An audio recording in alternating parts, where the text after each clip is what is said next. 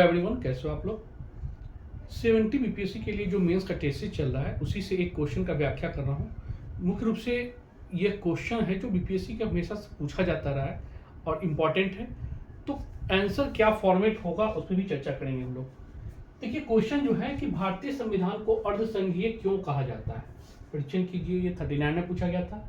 इसके अलावा भारतीय संघीय ढांचा संवैधानिक रूप से केंद्र सरकार की ओर उन्मुख है, व्याख्या कीजिए, ये 66 में पूछा गया था। इसी प्रकार से और भी कई प्रश्न पूछे गए हैं जो इससे संबंधित है।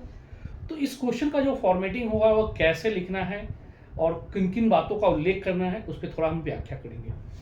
सबसे पहले बात करते हैं स्ट्रक्चर पर। इस क्वेश्चन का जो स्ट्रक्चर बनेगा वह मुख्य रूप से होगा, पहले तो परिचय, जो इंट्रोडक्शन आपको देना है। फिर इस पे जब आप लिखते हैं तो पहला संघात्मक ढांचा क्या क्या है या संघीय व्यवस्था के रूप में, फिर इसके बाद एकात्मक स्थिति को बताना है, संघात्मक या एकात्मक आप कर सकते हैं।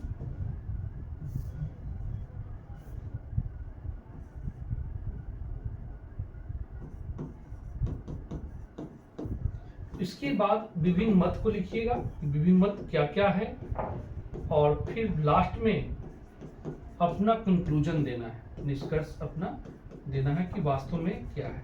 और निष्कर्ष या भूमिका क्वेश्चन के अकॉर्डिंग होता है, जैसा हम लोग जानते हैं। तो क्या लिखना है, कैसे इंट्रोडक्शन क्या है नहीं है, इस संबंध में देखें तो परिचय अपने अपने हो सकते हैं। अगर बात करें परिचय पर तो थोड़ा बहुत जैसे आप लिख सकते हैं कि भारतीय संविधान विश्व की सबसे बड़ी लिखित संविधान में से एक है।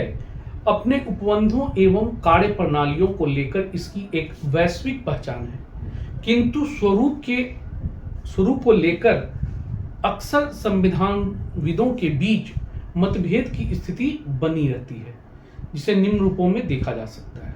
और करने के बाद आप संघात्मक लक्षण को पहले दिखाएं। तो संघात्मक लक्षण में पहला है संविधान की सर्वोच्चता, लिखित संविधान, संघ एवं राज्यों के बीच शक्तियों का विभाजन, स्वतंत्र न्यायपालिका, संविधान संशोधन की जटिल प्रक्रिया, केंद्र एवं राज्यों के पृथक सरकार का पाया जाना और उच्च संघ की स्थिति। ये कुछ ऐसे लक्षण हैं जो केंद्र की ओर उन्मुख दिखाती है या फिर संघात्मक व्यवस्था का परिचय देता है। इसके बाद करते हैं फिर एकात्मक लक्षण। तो एकात्मक लक्षण के अंतर्गत संघ द्वारा राज्यों को निर्देश देने की स्थिति, शक्तियों के बंटवारा केंद्र के पक्ष में, एकल नागरिकता का प्रावधान, राज्यपाल की नियुक्ति का प्रावधान, आपातकाल में पूर्णतः एकात्मक की स्थिति, राज्यों में राष्ट्रपति शासन, संविधान संशोधन का अधिकार केंद्र के पास और एकीकृत न्याय व्यवस्था। कुछ ऐसे लक्षण हैं जो यह बताता है कि भारतीय संविधान एकात्मक की ओर मुख है। तो ये तो रहा दोनों की तरफ, संघात्मक और एकात्मक दोनों है। कुछ विभिन्न मतों को भी दिखा दीजिएगा कि विभिन्न मत क्या है, और मत के रूप में देखिएगा कि मत में जैसे देखिएगा सबसे पहले 1994 में एसआर मुंबई बनाम भारत संघ मामला आया था, और उस मामले में उच्चतम न्यायालय ने अपने बहुमत न्यायाधीशों से परिसंघात्मक संविधान के बारे में चर्चा की थी कि भारतीय संविधान क्या है, परिसंघात्मक संविधान है।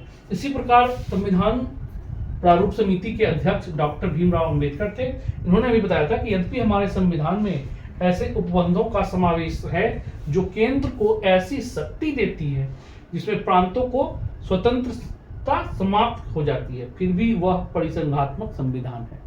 तो इनका भी कोटेशन देखिए, परिसंघात्मक पे ही है।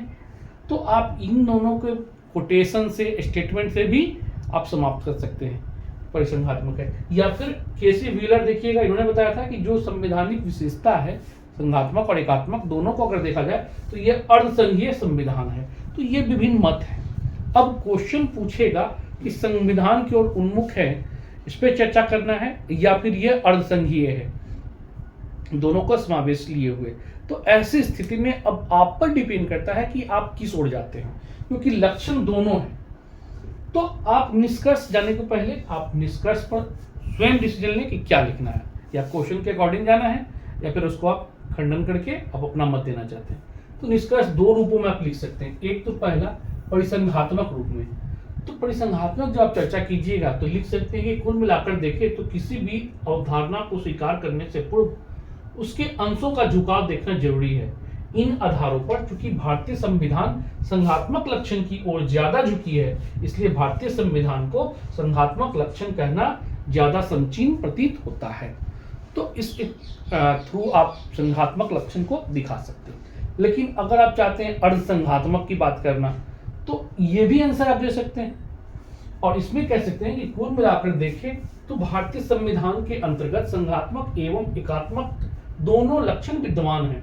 ऐसी स्थिति में किसी एक पक्ष की ओर जाना समर्थन करना न्यायोचित नहीं माना जाएगा। यही कारण है कि दुर्गादास बसु, डीडी बसु जो है, का मानना है कि भारतीय संविधान न तो शुद्ध रूप से संघात्मक है और न शुद्ध रूप से एकत्रिक, किंतु यह दोनों का संयोजन है, जो असंघात्मक रूप से केसी व्हीलर ने भी कहा है। तो आप इस तरीके से आप किसी एक निष्कर्ष, याद रखिएगा दोनों निष्कर्ष यहाँ नहीं देना है, आपको जिस ओर जाना है आप उसकी ओर उन्मुख होंगे। तो ये आंसर फॉर्मेटिंग है कुछ बताने का, और बाकी टेस्ट आप देते रहिए। हमारे टेस्ट से भी चाह रहे हैं तो जुड़ के लिखें, लिखना बहुत जरूरी है। आप बार बार मैं कह रहा हूँ इस चीज़ पर कि लिखिए, और क्वेश्चन के अकॉर्डिंग व्याख्या पर हम लोग चर्चा करते रहेंगे, उससे भी सीखने को मिलेगा आपको। ठीक है, चलिए नेक्स्ट वीडियो में जल्दी मिलते हैं। ओके।